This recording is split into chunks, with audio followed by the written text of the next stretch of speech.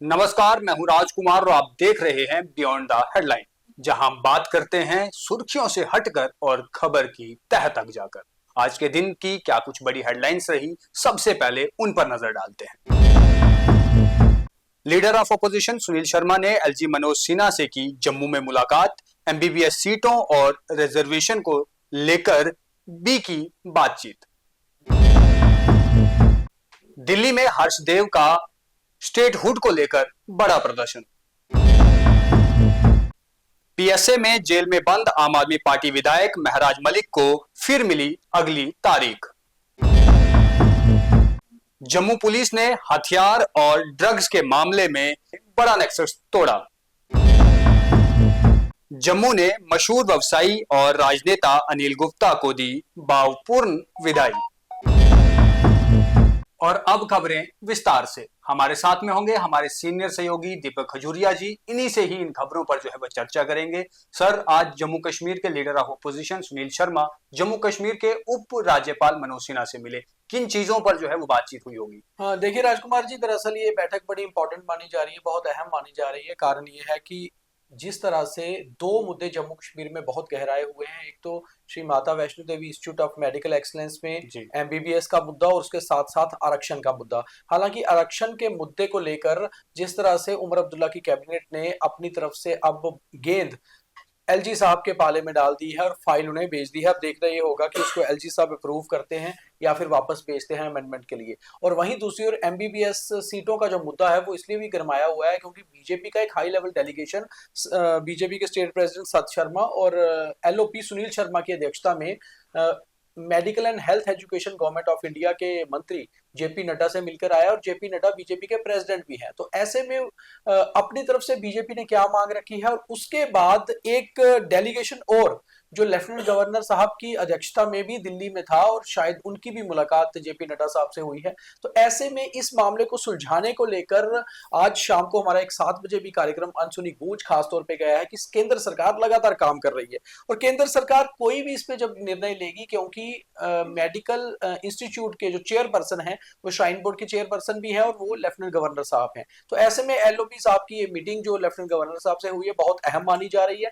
दोनों ही मुद्दों को लेकर बातचीत हुई होगी ऐसा हमें लग रहा है। हालांकि ये बातचीत जो है बहुत पर्सनल थी, मुलाकात तो हुई है इतना कंफर्म है और एक तस्वीर भी जारी हुई है, मगर ये मुलाकात के अंदर बातचीत क्या हुई इसको लेकर अभी कोई मैसेज ऑफिशियल नहीं है। मगर जहां तक जानकारी है वो यही है कि बातचीत इन दोनों मुद्दों पर भी हुई होगी और इसमें कोई ना कोई हल निकलेगा। तो ये बैठक बहुत अहम मानी जा रही है और शायद 1-2 दिनों में कुछ रिजल्ट भी देखने को मिल सकते हैं। जी बिल्कुल, जम्मू कश्मीर के लोग इंतजार भी कर रहे हैं कि आखिर आरक्षण को लेकर क्या कुछ जो है वो एलजी साहब की तरफ से प्रक्रिया आएगी और साथ ही में एमबीबीएस सीटों पर जो है वह क्या कुछ किया जा सकेगा। ऐसे में ही आप तमाम लोगों को बता दें कि जम्मू कश्मीर पैंथर पार्टी के अध्यक्ष हर्षदेव वह दिल्ली में है और आज उन्होंने दिल्ली में पार्लियामेंट के बाद प्रोटेस्ट भी किया।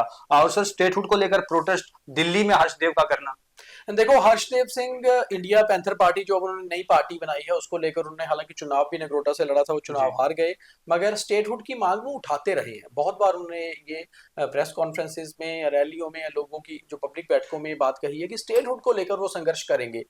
हर्षदेव सिंह आज दिल्ली में थे और दिल्ली में पार्लियामेंट से ही कुछ दूर उन्होंने संघर्ष किया। उसकी कुछ तस्वीरें भी निकल के आई, उन्होंने प्लेकार्ड भी पकड़े हुए थे हाथ में जिसमें लिखा था कि पूर्ण राज्य का दर्जा जम्मू कश्मीर को दिया जाए, उसके लिए वो संघर्ष करते रहेंगे।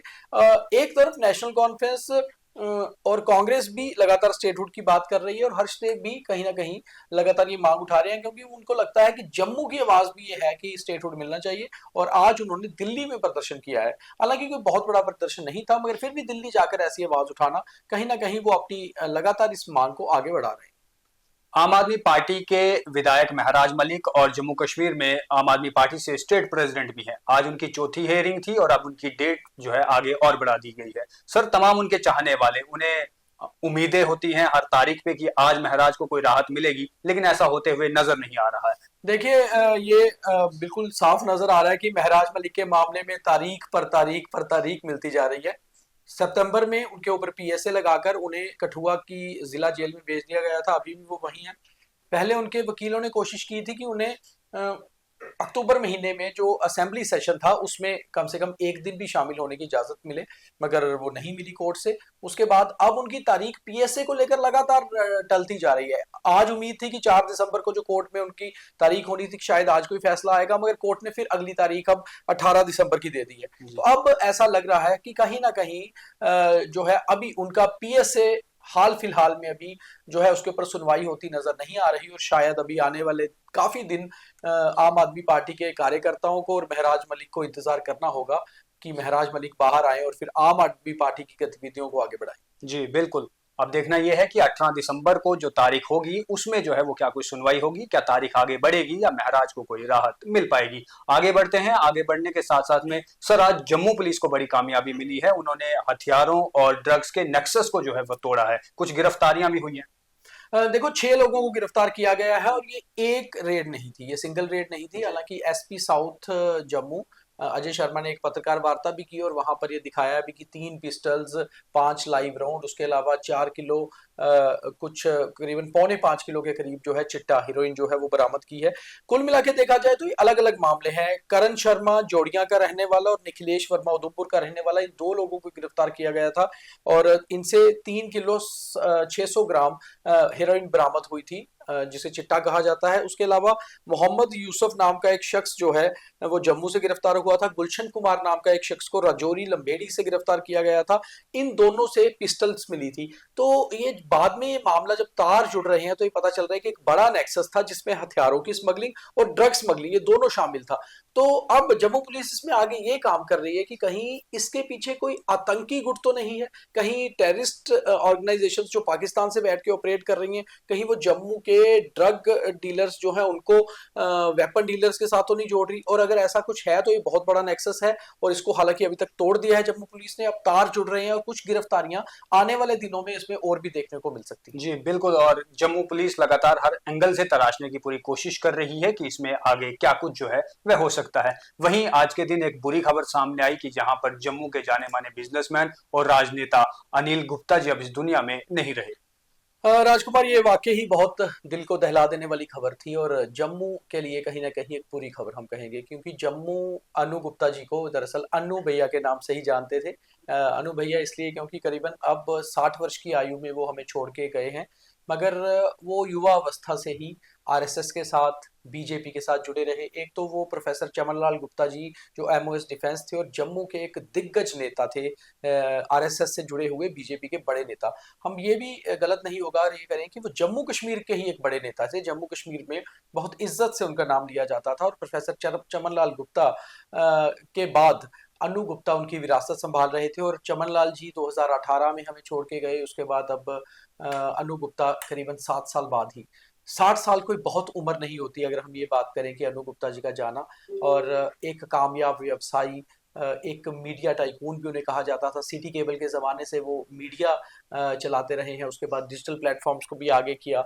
रियल एस्टेट में उनका बहुत अच्छा खासा बिजनेस था, और कई सारे बिजनेस करते रहे। मगर जैसे आपने बात की कि एक राजनेता भी, कामयाब व्यवसायी तो है थे ही थे, एक राजनेता भी थे। दरअसल अनु गुप्ता जी को अनिल गुप्ता जी को एक सूझबूझ वाला राजनेता इसलिए माना जाता था कि वो डायरेक्ट, उन्होंने चाहे एक ही चुनाव लड़ा, डोडा उधमपुर से 2014 का, वहां पर उन्हें हार का सामना करना पड़ा क्योंकि इंडिपेंडेंट चुनाव लड़ रहे थे। मगर अनु गुप्ता जी को चुनाव के बहुत अच्छी जानकारी थी। अपने पिता के साथ साथ वो शाना बिशाना चलते रहे उनके करियर में।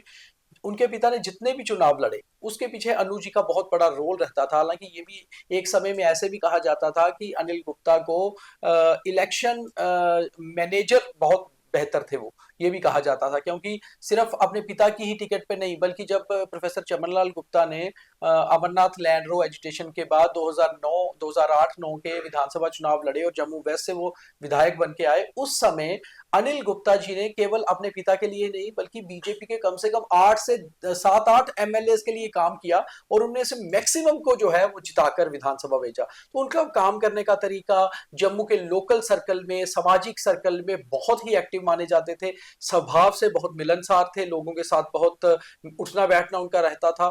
और जम्मू के जो लोकल सर्कल है उसमें बहुत ज़्यादा अच्छी पहचान थी, लोगों को पर्सनली जानते थे, गांधीनगर में ही शुरू से रहते थे, पहले पुराने शहर में उनका घर हुआ करता था, कलीठ मोहल्ला में रहा करते थे, बेसिकली पुराना परिवार भी इनका अखनूर के कलीठ से ही आता था। तो इस तरह से जैसे चमनलाल गुप्ता जी का एक लार्जर देन लाइफ इमेज थी, वैसे ही अनु गुप्ता जी की भी अपने दोस्तों के सर्कल में, व्यवसायी यानी कि बिजनेसमैन के सर्कल में, मीडिया के सर्कल में, नेताओं के सर्कल में बहुत ज्यादा वो जो है जान पहचान रखते थे और बहुत ज्यादा उठते बैठते हुए नजर आते थे। पिछले कुछ समय से वो बीमार चल रहे थे, इस जी कारण वो ज्यादा पब्लिक जो है सर्कल्स में नजर नहीं आते थे। मगर अनु गुप्ता जी का की कमी जो है वो जम्मू को खलती रहेगी, केवल उनके फ्रेंड सर्कल में ही नहीं, पॉलिटिकल सर्कल में ही नहीं, बिजनेस सर्कल में ही नहीं, बल्कि आम सर्कल में भी, क्योंकि वो लोगों के साथ मिलते जुलते थे बहुत ज्यादा।